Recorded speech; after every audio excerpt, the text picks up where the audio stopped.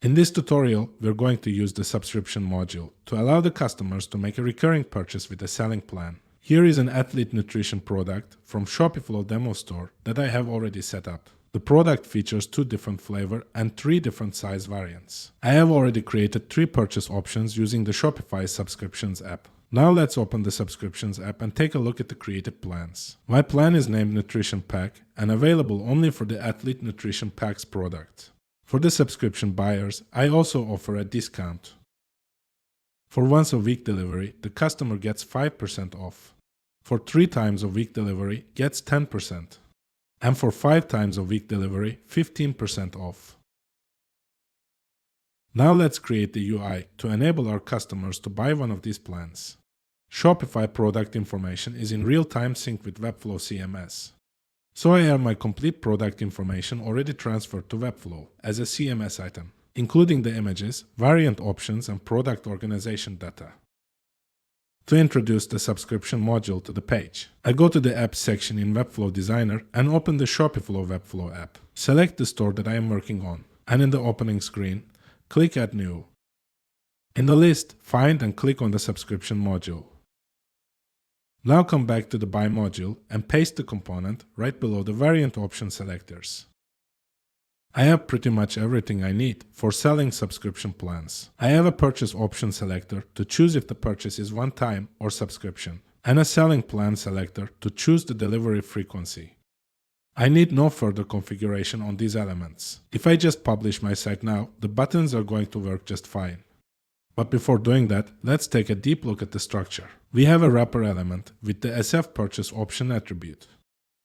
The wrapper element contains 2 buttons, each switches on or switches off the subscription purchase. The buttons are assigned the SF purchase option value attribute. As the attribute value, one-time button takes the single parameter, and the subscription button gets the recurring parameter as its attribute value.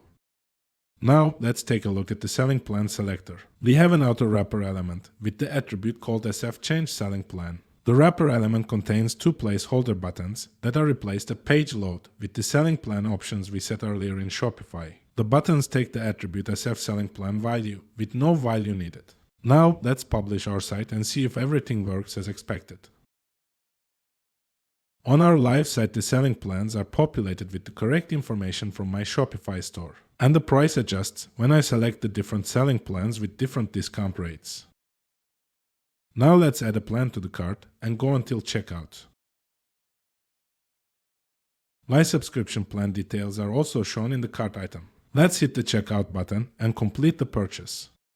Great, our subscription module works perfectly. Now let's take a look at how can we manage the on and off states of the subscription module.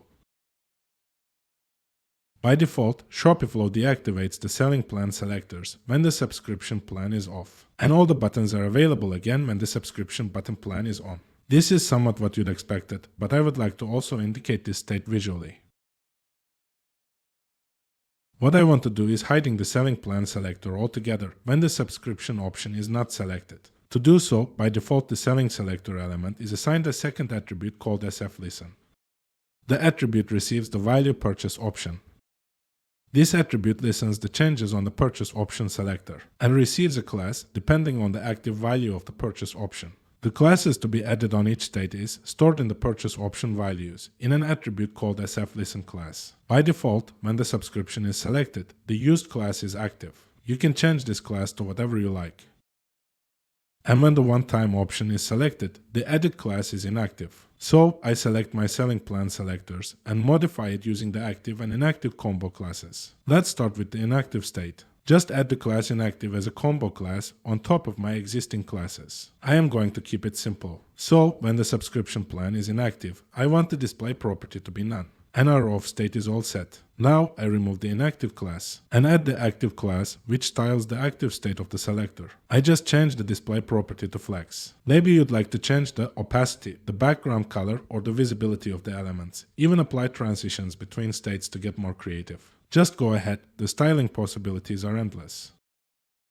For now, I am going to publish my site with the new changes. Great, now my selling plan selectors are hidden when they are not needed on my page.